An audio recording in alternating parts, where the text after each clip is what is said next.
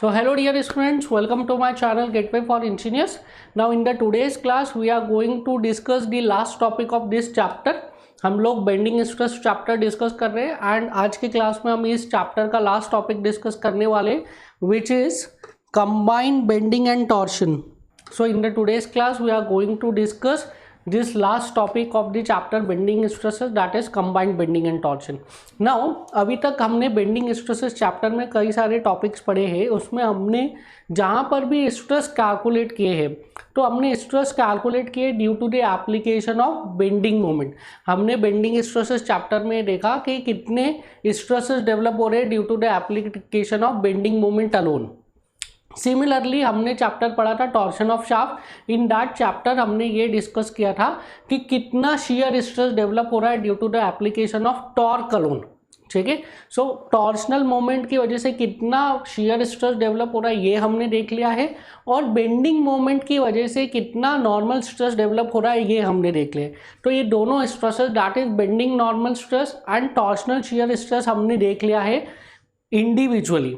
Now in this topic हम क्या करेंगे, एक मेंबर पे और यू कैन से एक शाफ्ट पे simultaneously bending moment and torsional moment apply करेंगे और उसका इफेक्ट देखेंगे कि साइमल्टेनियसली अगर हम bending moment and torsional moment apply करते हैं तो उसकी वजह से किस तरीके से स्ट्रेसेस डेवलप होते हैं, किस तरीके से नॉर्मल स्ट्रेस डेवलप होते हैं, किस तरीके से shear stresses डेवलप होते हैं. So I am considering a shaft and उस शाफ्ट पे हम क्या करेंगे, मोमेंट भी लगाएंगे and at the same time हम टॉर्क भी अप्लाई करेंगे. So I am considering a shaft like this. This is a shaft of diameter D. ये एक डी डायमीटर का शाफ्ट है and this shaft is subjected to both torsional moment as well as bending moment at the same time. इस shaft पे torsional moment भी लग रहा है और बेंडिंग मोमेंट भी लग रहा है. साइमल्टेनियसली हमने टॉर्शनल मोमेंट भी लगा दिया और बेंडिंग मोमेंट भी लगा दिया. अब हम देखेंगे कि जब दोनों moment torsional moment bending moment simultaneously apply करते हैं तो उसकी वजह से क्या इफेक्ट होते हैं. बिफोर स्टार्टिंग दैट हम इसमें इंडिविजुअल एनालिसिस करते हैं. अगर सिर्फ और सिर्फ बेंडिंग मोमेंट लगा होता, टॉर्शनल मोमेंट का वैल्यू अगर जीरो होता तो सिर्फ और सिर्फ बेंडिंग मोमेंट की वजह से जो मैक्सिमम स्ट्रेसेस है वो कहाँ पे आते, टॉप एंड बॉटम सरफेस पे. ठीक है, हमने पढ़ा है variation of bending stresses. Bending stresses are maximum at top and bottom and zero at neutral fibre और न्यूट्रल एक्सिस. सो इस मोमेंट की वजह से जो बेंडिंग मोमेंट है इसकी वजह से क्या होता, टॉप एंड बॉटम फाइबर पर क्या आते, मैक्सिमम स्ट्रेसेस आते. सो अगर मैं सिर्फ इंडिविजुअली बात करूं तो मोमेंट की वजह से क्या होगा, टॉप एंड बॉटम सरफेस पे मैक्सिमम बेंडिंग स्ट्रेसेस आएंगे और you can say maximum normal stress आएंगे. सिमिलरली अगर मैं सिर्फ और सिर्फ टॉर्क की बात करूं, मोमेंट को हटा दिया, सिर्फ और सिर्फ टॉर्क की बात करूं तो सिर्फ टॉर्क की वजह से क्या आएगा, शियर स्ट्रेसेस आएगा. एंड वो शियर स्ट्रेस का मैक्सिमम वैल्यू कहाँ पर आएगा, maximum value of shear stress will be at periphery, surface पे आएगा. ठीक है, सरफेस पे मैक्सिमम शियर स्ट्रेस आएगा. तो हम क्या एक पॉइंट बता सकते हैं जिस पॉइंट पर मैक्सिमम बेंडिंग स्ट्रेस भी आ रहा हो, मैक्सिमम शियर स्ट्रेस भी आ रहा हो इंडिविजुअली कंसिडर करने पर. ठीक है, इस शाफ्ट में हमने देखा कि अगर सिर्फ और सिर्फ मोमेंट लगाया तो top surface and bottom surface पे क्या आ रहा है, मैक्सिमम नॉर्मल स्ट्रेस आ रहा है. एंड फिर अगर हमने सिर्फ और सिर्फ अगर टॉर्क लगाया तो सरफेस पे क्या आ रहा है, मैक्सिमम शियर स्ट्रेस आ रहा है. तो क्या मैं ये बोल सकता हूँ ये टॉप वाला जो फाइबर है और बॉटम वाला जो फाइबर है ये दोनों फाइबर कॉमन लोकेशंस है जिसपे कि अगर आप सिर्फ और सिर्फ बेंडिंग मोमेंट लगाएंगे तो मैक्सिमम नॉर्मल स्ट्रेस आएगा और अगर सिर्फ और सिर्फ टॉर्क लगाओगे तो मैक्सिमम शियर स्ट्रेस आएगा. ठीक है, so top fibre and bottom fibre these are the common location of maximum stress. ठीक है, कब, इंडिविजुअल कंसिडर करने पर. अगर हम इंडिविजुअल कंसिडर करेंगे तो top surface and bottom surface पर क्या होगा, मैक्सिमम बेंडिंग स्ट्रेस भी आएंगे और मैक्सिमम शियर स्ट्रेस भी आएंगे. So I am considering a point on this common surface, common location. ठीक है, इस कॉमन लोकेशन पे मैं एक पॉइंट कंसिडर कर रहा हूँ because this point will act as critical point. ये पॉइंट क्या होगा, क्रिटिकल पॉइंट की तरह बिहेव करेगा क्योंकि इस पॉइंट पर मोमेंट की वजह से मैक्सिमम नॉर्मल स्ट्रेस आएंगे और टॉर्क की वजह से मैक्सिमम शियर स्ट्रेस आएंगे अगर हम इंडिविजुअली कंसिडर कर रहे हो. So this point P is what, this point P is a critical point. So if I consider stress at critical point, or I will write individual stress अगर मैं consider करूँ critical point P पे, so can you tell me the value of normal stress? कितना normal stress आएगा point P पर? हमें पता है sigma is equals to m by I into y. So sigma will be equals to m by I into y. So बताइए moment कितना लगाया हमने, m मोमेंट लगाया. So sigma will be equals to m upon moment of inertia of the circular cross section. हमें पता है it is pi by 64 d to the power 4. And point P के लिए y की वैल्यू कितनी हो जाएगी, न्यूट्रल एक्सिस आएगा सेंटर में, सेंटर से इस टॉप वाले फाइबर का distance is d/2. So y का वैल्यू हो जाएगा d/2. सो सिग्मा कितना आ जाएगा, sigma will B 32m upon pi D cube. ठीक है, ये क्या आ गया 32m upon pi D cube. This is the value of maximum normal stress अगर हम सिर्फ और सिर्फ बेंडिंग मोमेंट लगाते तो.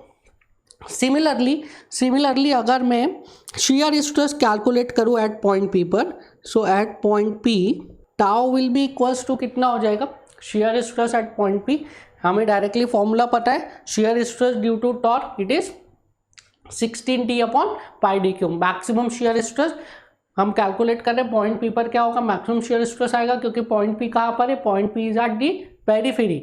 और कितना आएगा वो मैक्सिमम शियर स्ट्रेस का value 16T upon pi D cube.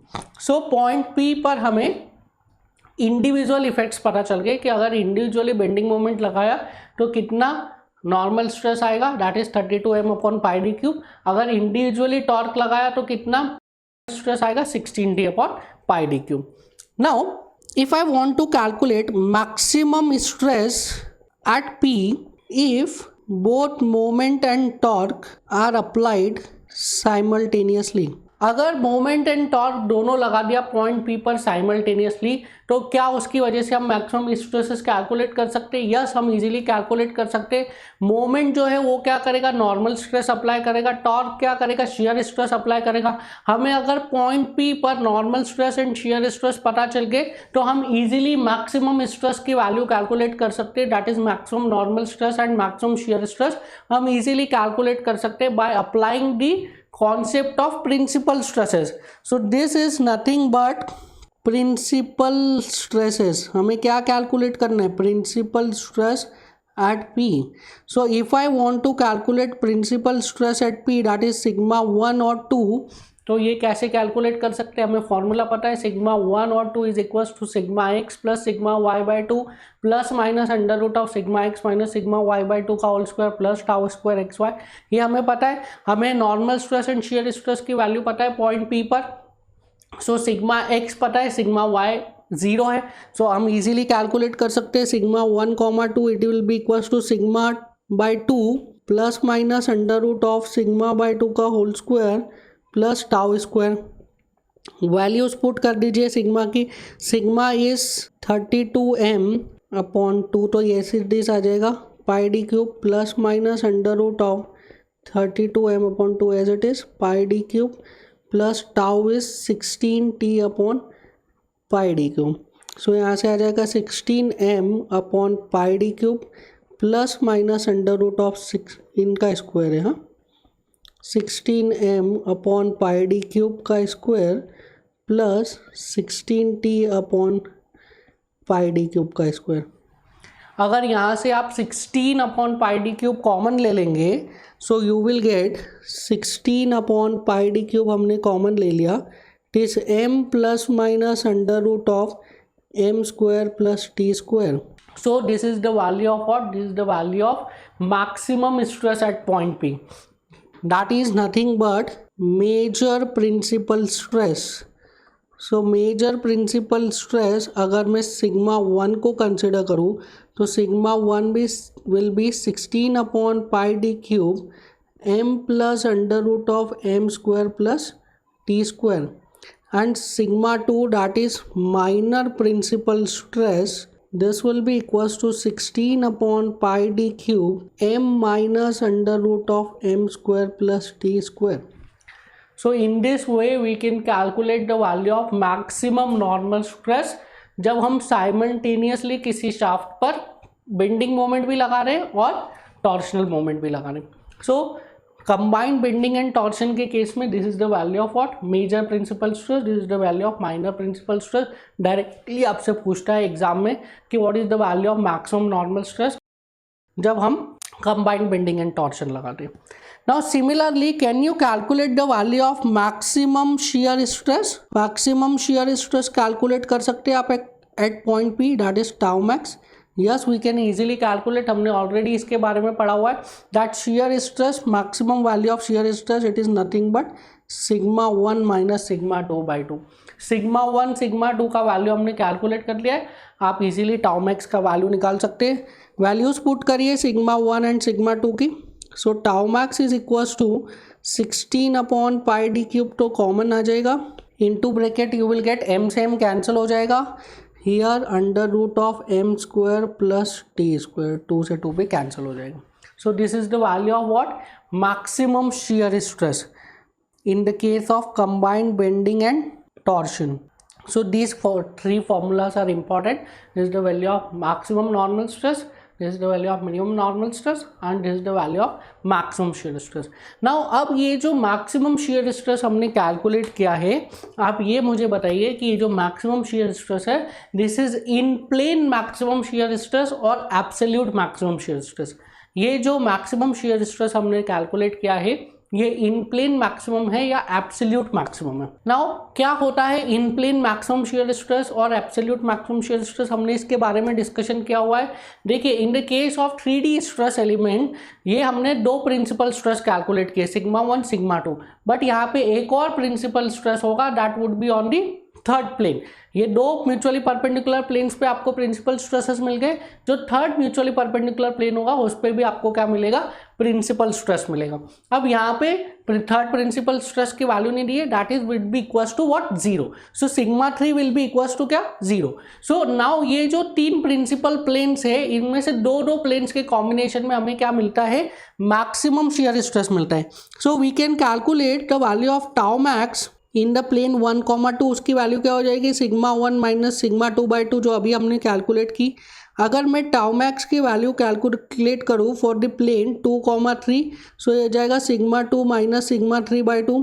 Similarly अगर मैं टाउ मैक्स की वैल्यू कैलकुलेट करूँ इन द प्लेन 3,1 तो क्या हो जाएगा, सिग्मा 1 माइनस सिग्मा 3 बाई 2. सो इसका वैल्यू तो अभी कैलकुलेट कर लिया, सिग्मा 3 0 है, ये क्या हो जाएगा सिग्मा 2 बाई 2, ये हो जाएगा सिग्मा 1 बाई 2. सो ये जो तीनों वैल्यूज है these are in plane maximum shear stress. ये कौन से प्लेन में, 1,2 प्लेन में मैक्सिमम शियर स्ट्रेस का वैल्यू, ये 2,3 प्लेन में मैक्सिमम शियर स्ट्रेस का वैल्यू और ये 1,3 प्लेन में मैक्सिमम शियर स्ट्रेस का वैल्यू.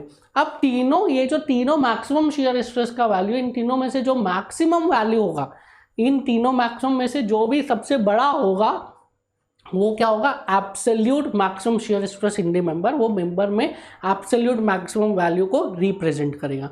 नाउ अब बताइए out of this three value कौन सा वैल्यू है वो मैक्सिमम होगा. देखिए स्टूडेंट्स नॉर्मली बोलते हैं सिग्मा 1,2 मैक्सिमम होगा, बट सिग्मा 1,2 यहाँ पे मैक्सिमम नहीं होगा.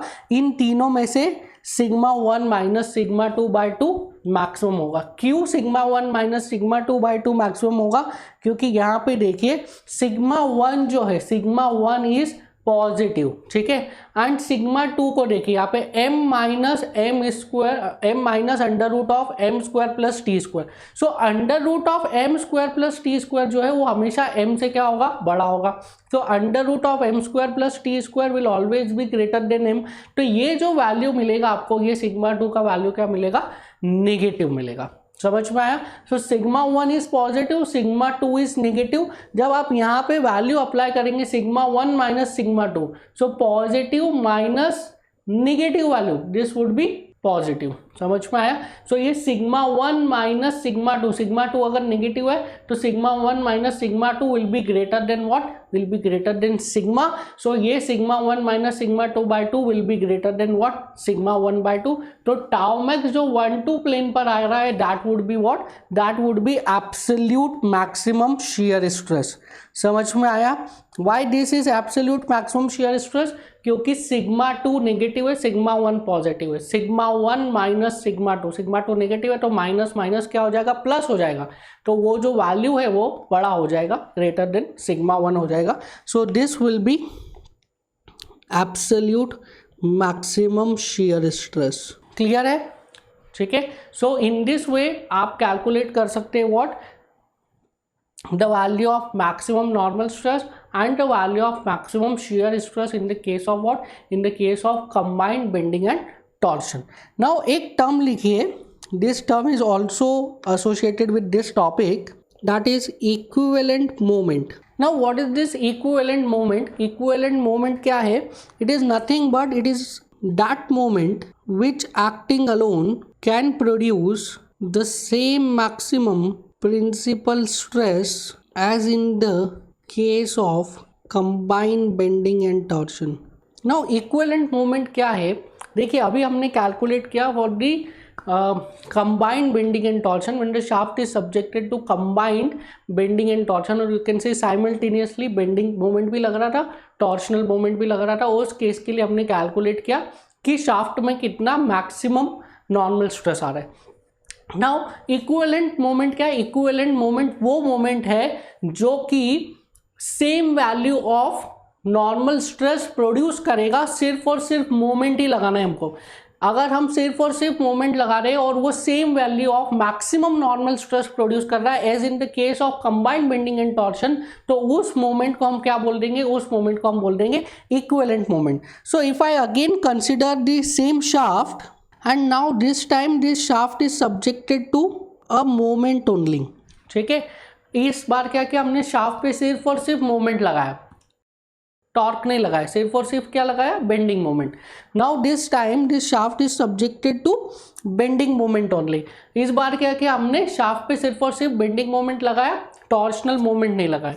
नाउ इस बेंडिंग मोमेंट की वजह से हम कैलकुलेट कर सकते हैं what is the value of maximum normal stress. So maximum normal stress due to ME alone कितना हो जाएगा? It would be equals to M by I into Y. So ME upon I is pi by 64 into D की power 4, और maximum निकालना है तो Y max लिखना पड़ेगा, that is D by 2. So ये कितना हो गया? 32 ME upon pi D cube. So this is the maximum normal stress due to ME alone. Now अब ये एमी की वजह से जो मैक्सिमम नॉर्मल स्ट्रेस आया है, अगर ये प्रिंसिपल स्ट्रेस के बराबर हो जाए इन the case of what? In the case of combined bending and torsion, तो हम इस एमी को क्या बोल देंगे? इस एमी को हम बोल देंगे equivalent moment. So for 32 ME upon pi D cube, अगर ये मैक्सिमम नॉर्मल स्ट्रेस के बराबर हो जाते हैं in the case of what? In the case of combined bending. कितना है maximum normal stress? It is 16 upon pi D cube m plus under root of m square plus t square. So it is 16 upon pi D cube m plus under root of m square plus t square. So यहाँ से आपको मिल जाएगा ME will be equals to 1/2 m plus under root of m square plus t square. And what is this ME? This ME is nothing but equivalent moment. So equivalent moment क्या है? Equivalent moment वो moment है जो अकेला act होकर combined bending and torsion के बराबर क्या प्रोड्यूस करता है? combined bending and torsion के बराबर normal maximum normal stress produce करते हैं. Similarly there is one more term, that is equivalent torque. Now equivalent torque क्या है? equivalent torque वो टॉर्क है जो कि अकेला एक्ट करके क्या करेगा? कंबाइंड बेंडिंग एंड टॉर्शन के बराबर मैक्सिमम शियर स्ट्रेस प्रोड्यूस करेगा. तो उस टॉर्क को हम क्या बोलेंगे? Equivalent torque. Please right in this, it is that torque which acting alone can produces the same maximum shear stress as in the case of combined bending and torsion. So equivalent torque क्या है? equivalent torque वो torque है जो अकेला act होगा material member पे and same value of maximum shear stress produce करेगा। क्या करेगा? Same value of maximum shear stress. And equivalent moment क्या कर रहा था? Same value of maximum normal stress produce कर रहा था। ये क्या करेगा? Same value of maximum shear stress produce करेगा as in the case of combined bending and torsion. So again I am taking the same shaft and now this shaft is subjected to torsional moment only. ठीक है, this shaft is subjected to torsional moment only, सिर्फ और सिर्फ torsional moment लग रहा है। Now due to the application of torsional moment only, क्या हम मैक्सिमम शियर स्ट्रेस कैलकुलेट कर सकते हैं? यस, हमें पता है the value of maximum shear stress due to the application of torque only is, so maximum shear stress due to TE alone, this would be equals to 16 T upon pi d cube. Now somehow if this becomes equals to maximum shear stress and as in the case of combined bending and torsion, तो कितना calculate किया था maximum shear stress for combined bending and torsion? this is 16 upon pi d cube under root of m square plus t square. अगर ये इसके बराबर हो जाए तो for 16 T upon pi d cube, if this value becomes equals to 16 upon pi d cube under root of m square plus t square, so यहाँ से क्या मिल जाएगा आपको? t का वैल्यू मिल जाएगा, t will be equals to under root of m square plus t square. So this TE is called as what? This TE is called as equivalent torque. क्यों इसको equivalent torque बोला है? क्योंकि ये T अकेला act हो रहा है और किसके बराबर? मैक्सिमम शियर स्ट्रेस प्रोड्यूस कर रहा है as in the case of combined bending and torsion. Obviously ये जो टी है इसका वैल्यू क्या होगा? उस टॉर्क की वैल्यू से ज़्यादा होगा। सिमिलरली जो इक्विवेलेंट मोमेंट का वैल्यू आपने कैलकुलेट किया था, ये इक्विवेलेंट का मोमेंट का वैल्यू जो कंबाइंड बेंडिंग एंड टॉर्शन में आपने बेंडिंग मोमेंट अप्लाई किया था उससे इसका वैल्यू ज़्यादा होगा। सो डायरेक्टली आपसे एग्जाम में पूछेगा what is the value of equivalent moment, और आपको दे देगा ये एम और टी का वैल्यू, आपको एम ई का वैल्यू पूछ लेगा। सिमिलरली आपसे पूछेगा what is the value of equivalent torque, आपको एम और टी का वैल्यू दे देगा और इक्विवेलेंट टॉर्क पूछेगा। सो आप इस तरीके से कैलकुलेट कर सकते हैं। So this was the last topic for this chapter. यहाँ पे हम ये चैप्टर कंप्लीट होता है bending stresses. Now there is one more topic जो रिसेंटली ऐड हुआ है आपके सिलेबस में, that is shear centre. Now shear centre का जो कॉन्सेप्ट है वो एक टॉपिक है, दैट इज शियर फ्लो, वहाँ से आता है। एंड शियर फ्लो जो है वो बेंडिंग स्ट्रेसेस से ही रिलेटेड है। बट ये जो चैप्टर है दैट इज शियर सेंटर, और मैं कंबाइन पढ़ाऊँगा आपको shear flow and shear centre, because वहीं से शियर सेंटर का टॉपिक डेराइव होता है। इसको हम ये एक अलग चैप्टर में लेके इन दी एंड हम डिस्कस करेंगे। ठीक है, सो यहाँ पे हम बेंडिंग स्ट्रेस चैप्टर को कंप्लीट कर रहे हैं और जो shear centre and shear flow वाला टॉपिक है उसको एक अलग से चैप्टर बना के हम लास्ट में डिस्कस करेंगे। सो आई होप कि आपको कंबाइंड बेंडिंग एंड टॉर्शन के कॉन्सेप्ट्स क्लियर होंगे। So this is it for the today's class. Will meet in the next class. Thank you.